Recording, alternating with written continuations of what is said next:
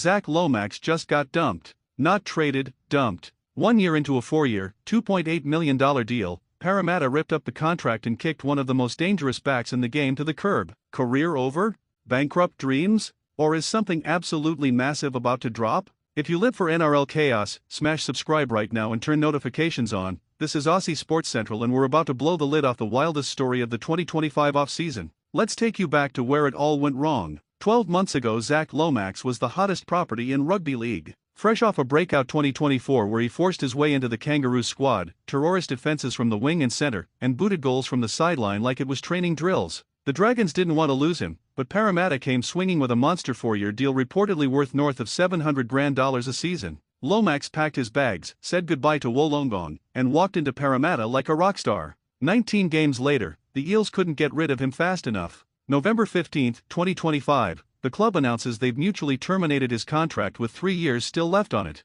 $2 million plus left on the table, gone. The NRL world lost its mind. What the hell happened? Here's the part that still feels like a movie script. Lomax didn't quit because he was injured. He didn't quit because he hated Wayne or the playing group. He quit because he was about to pull off the biggest code switch robbery in Australian sport history. Enter our 360, the rebel rugby union competition backed by royalty money and fronted by Mike Tyndall. They were promising players life-changing cash. We're talking $3 million a season for the elite. Payne Haas, Ryan Papenwyzen, and Zach Lomax were the headline targets. The plan? Get released early, sit out 2025, then launch in 2026 as the faces of a brand new global league. Clubs were panicking. Agents were salivating. Lomax and Papenwyzen both negotiated immediate releases. Parramatta and Melbourne actually agreed. Think about that, 2 clubs let superstar players walk a year early because the money on the other side was supposedly that insane. Then, last week, November 28, the entire house of cards collapsed.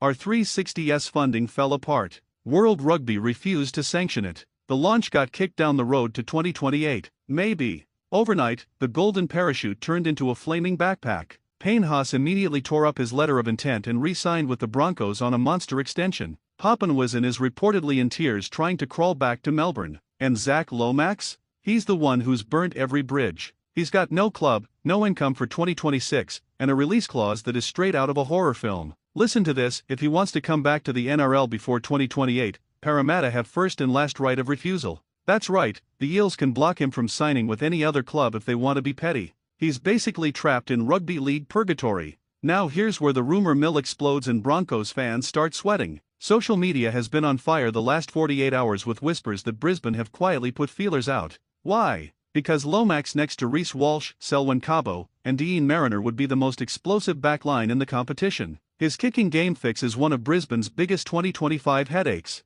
And with Haas now locked in long-term, the salary cap suddenly has some wiggle room. But hold on, there's a twist that almost nobody is talking about yet. Sources close to the situation are saying Lomax's management have already sounded out the NRL about a potential loophole in that Eels clause. If Parramatta don't offer him a new contract by a certain date, the restriction could collapse. And if that happens, all bets are off. Brisbane, the Roosters, even a shock return to the Dragons, every club with cap space would be into the bidding war. And just when you think this story can't get any wilder, throw boxing into the mix. Lomax's camp confirmed this week he is dead serious about a pro boxing debut. 100% interested, they said. They want him on a Stan event or no limit card in 2026, Alexander Volkanovski-style crossover. So right now the man has 3 possible careers: 1. Come crawling back to the NRL and hope someone saves him. 2. Wait 3 years for a rugby competition that might never happen. 3. Or step into the ring and try to knock someone's head off for a payday. This is no longer just a footy story, it's a full-blown sporting soap opera.